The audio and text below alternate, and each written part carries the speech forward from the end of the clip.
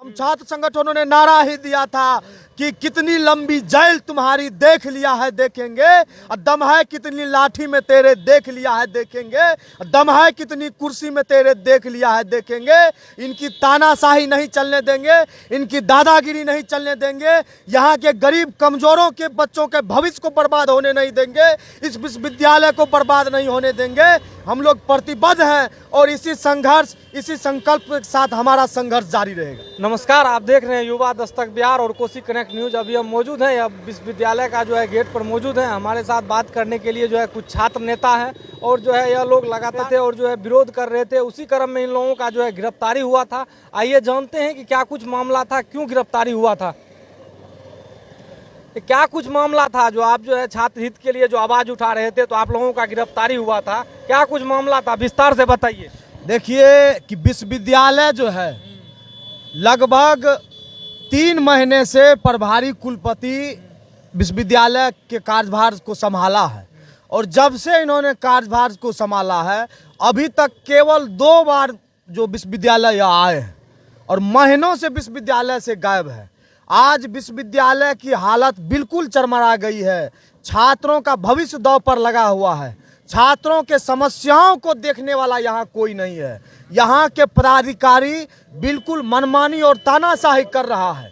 2 महीना तक विश्वविद्यालय में कर्मचारियों ने हड़ताल किया था वो अपनी मांगों को लेकर के, लेकिन इस बीच भी विश्वविद्यालय के कोई अधिकारी सामने आकर के उस हड़ताल को खत्म करवाने का प्रयास नहीं किया और परिणाम यह हुआ कि 2 महीना तक विश्वविद्यालय बंद रहा। जो छात्रों का चयन जो है सो बीपीएससी के द्वारा जो बहाली शिक्षक में हो रहा था, जिनका चयन हो गया, उन लोगों को मूल प्रमाण पत्र की जरूरत थी। छात्र विश्वविद्यालय के चक्कर काट रहे थे, कुलपति को फोन से बता रहे थे, लेकिन इन्होंने कभी कोई जो है सो छात्रों के समस्याओं पर अपनी संवेदना नहीं रखी, संवेदनहीन बने रहे। इन्हीं सारे मुद्दों पर छात्र संगठन का आक्रोश था, विरोध था। और आपको मैं बता दूं कि बीएनएमयू में जो पीजी स्तर की जो परीक्षाएं होती है वो हमेशा से नॉर्थ कैंपस के परीक्षा भवन में आयोजित होती आ रही है। वहाँ करोड़ों के लागत से परीक्षा भवन का निर्माण कराया गया है ताकि जो पीजी की परीक्षाएं हैं वो उस परीक्षा भवन में आयोजित हो, क्योंकि जब परीक्षाएं कॉलेजों में आयोजित होती थी तो कॉलेज बाधित रहता था और साल में 6 महीना कॉलेजों में परीक्षाएं ही होती रहती थी। इसीलिए ना मतलब परीक्षा केंद्र बनाया, परीक्षा करोड़ों के लागत से परीक्षा केंद्र बनाया गया। लेकिन विश्वविद्यालय के प्रभारी कुलपति और विश्वविद्यालय के जो प्रभारी परीक्षा नियंत्रक हैं, यह शिक्षा माफियाओं के सह पर पैसे की उगाही के लिए इस सेंटर को 3 जिलों में बांट दिया गया और 3 प्राइवेट बीएड कॉलेजों में दे दिया गया, जो कहीं से भी, हाँ बिल्कुल, जो कहीं से भी नियम संगत नहीं था। जब हम लोगों ने आंदोलन किया, हम लोगों ने विरोध किया, तो परीक्षा से 1 दिन पूर्व आनंद फानंद में शाम के 3 बजे इन्होंने निजी बीएड कॉलेज से परीक्षा केंद्र को बदला, हटाया, लेकिन फिर भी सेंटर को 3 जिला में ही रहने दिया।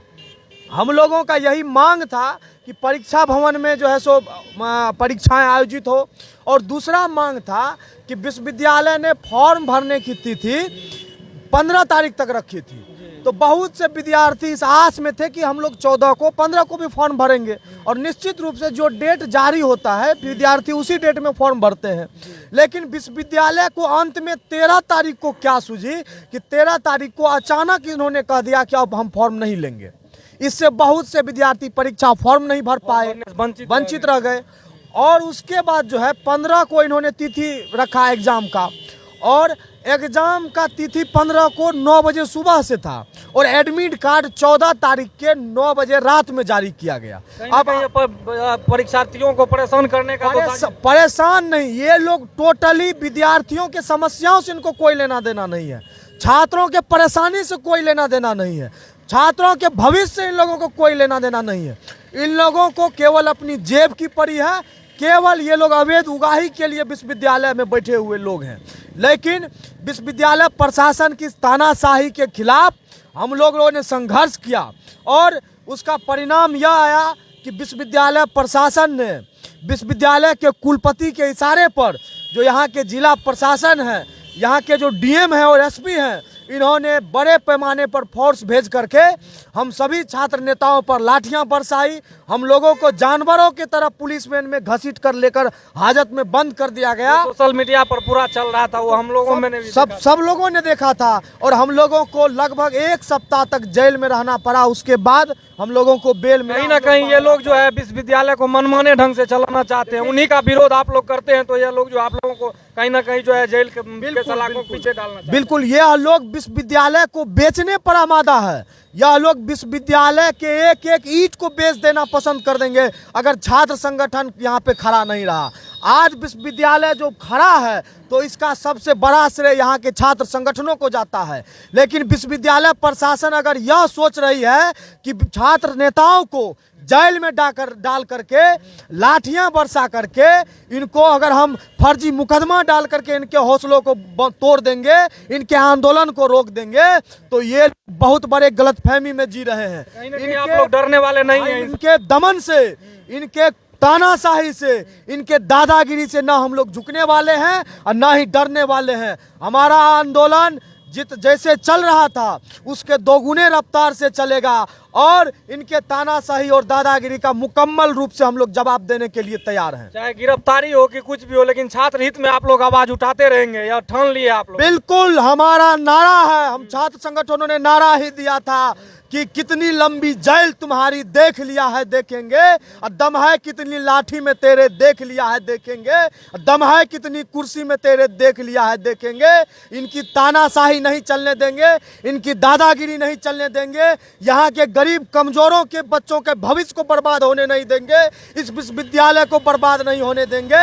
हम लोग प्रतिबद्ध हैं और इसी संघर्ष, इसी संकल्प के साथ हमारा संघर्ष जारी रहेगा। एक बात और आपसे जानना चाहेंगे कि अन्य वर्ष के भांति जो एडमिशन होता था UMIS पोर्टल पे, अब की बार जो है लगातार 6-7 बार मेरिट लिस्ट निकाला गया है। यह क्या खेल चल रहा है इसके बारे में क्या कुछ? बिल्कुल, यहाँ पे छात्रों का कीमती समय बर्बाद हो रहा है।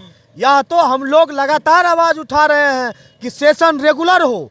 आप देखिए कि अगर कोई विद्यार्थी किसी नौकरी की बहाली में जाता है, उसका उम्र 1 दिन बढ़ जाता है तो उसको नौकरी से बाहर कर दिया जाता है। विद्यार्थी आवेदन नहीं कर पाते हैं। लेकिन इसी विश्वविद्यालय के भ्रष्ट अधिकारियों के कारण एक दिन, 2 दिन, 1 महीना, 2 महीना नहीं, 1 साल, 2 साल, 3 साल तक बर्बाद होता है। छात्रों का कीमती समय बर्बाद होता है। इसका जिम्मेवारी कौन लेगा? इसका भरपाई कौन करेगा? हम लोग यही सवाल कर रहे हैं और इसी सवाल पर हम लोगों की संघर्ष है और हम लोग का संघर्ष जारी है। आज से कुछ दिन पहले जो है विश्वविद्यालय के जितने भी कर्मचारी थे सभी लोग हड़ताल पे थे, तो अब क्या लगता है उनका मामला खत्म हुआ है कि नहीं हुआ है? वो भी मामला चल रहा है। देखिए, मामला वो भी चल रहा है। कर्मचारी हड़ताल पर थे, विश्वविद्यालय के पदाधिकारी संवेदनहीन बने रहे। इन्होंने कर्मचारियों से वार्ता नहीं की, उनके मांग पर किसी भी तरह का सकारात्मक पहल नहीं किया। और आज विश्वविद्यालय प्रशासन की दादागिरी को देखिए कि आज जब ये लोग हड़ताल से वापस आ गए हैं, उसके बावजूद इन लोगों को कार्यालयों में घुसने नहीं दिया जाता है।